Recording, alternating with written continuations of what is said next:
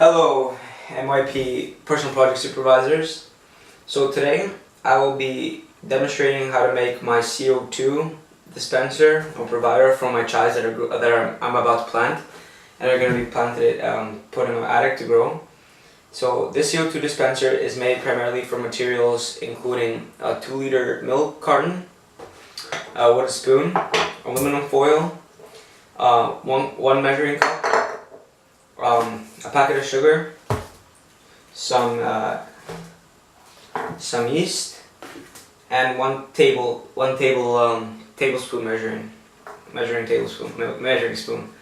And so what we're first going to start off with is pouring 6 cups of water measured by this measuring cup in my sink, from my sink, which is right behind me, into this 2-liter jug of milk that has already previously been rinsed out, and which I've already done because it took me like a minute and I didn't want to show on camera.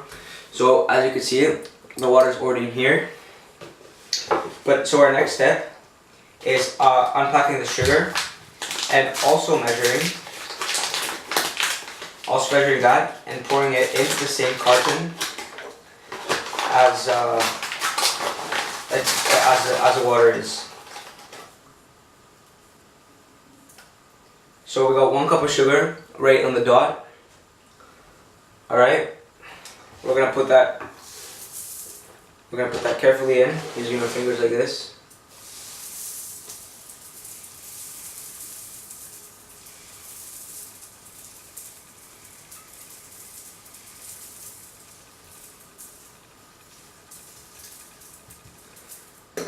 I want to make sure to just put the rest in there.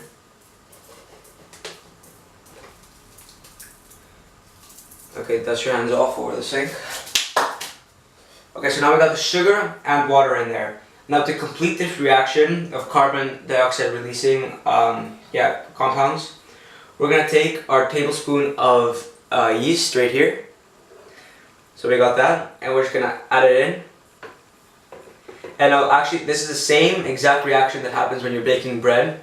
It's just the yeast feeds on the sugar, and that's diluted in water so that there's more surface area exposed, and in order to release carbon dioxide, which plants feed off of and need to proceed the process of photosynthesis. So what we're going to do next, this reaction is going to take an hour or 30 minutes to kick in. So what we're going to do next is we're going to take the cap of this, and using a knife, we're just going to pierce a hole through this. Taking some safe precautions, hand shouldn't be in the way. So now we're just going to spin the knife around, creating a nice hole in the cap.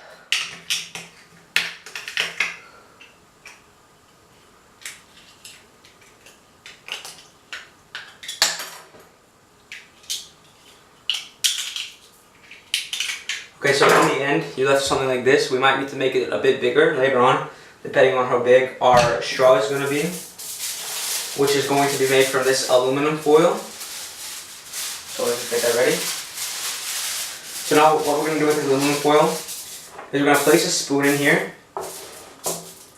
and we're just pretty much going to roll it over the spoon. So real easy like that. Roll it over.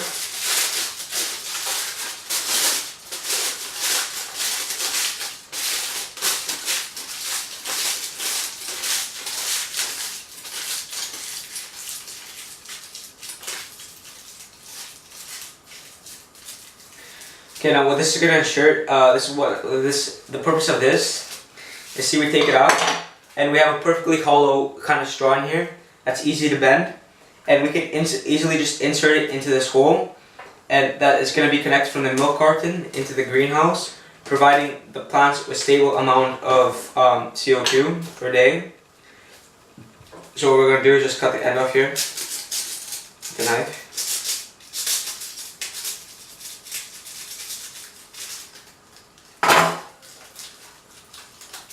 Okay, bring the spoon through one more time to ensure that everything is hollow, because that's the whole process of it. Okay. Now what we're going to do next is make sure this fits through, which obviously doesn't. So we're gonna make our hole even bigger using our knife.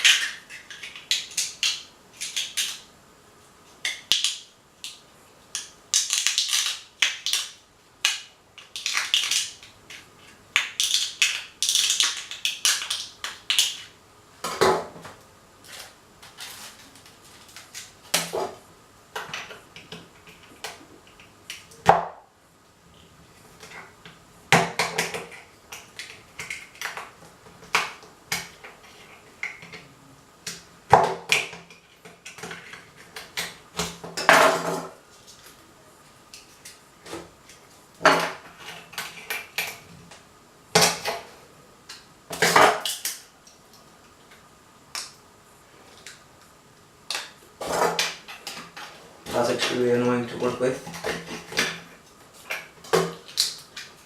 So now that should be big enough to put our straw in. So we're just gonna go ahead, stick it in there.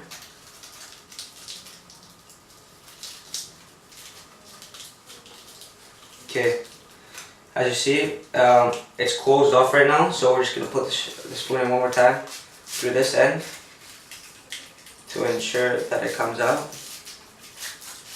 Okay, so there you go. Our straw now fits through the hole, and we got a hollow opening. That's going to ensure a stable flow of carbon dioxide into our greenhouse. So we're just going to go ahead, put that on there, and later on I'm going to connect this like this into my greenhouse. So my greenhouse will be here. That will absorb all the carbon dioxide coming from it. So we're just going to close it off over here, make it open one more time. Okay, there you go. Now, this reaction will take another 30 minutes, and what I'll be doing from there on out is every 8 hours, when the plants get a break from the sunlight provided by my light bulb, in the beginning of the day, I turn my light bulb on, and I will do the same method, replacing the water, the sugar, and the yeast within this bottle, so that the reaction keeps on going on and prevents carbon dioxide for the plants for the next 6 weeks. So yeah, that was my tutorial, and I'll be showing you how it looks like in my actual greenhouse soon.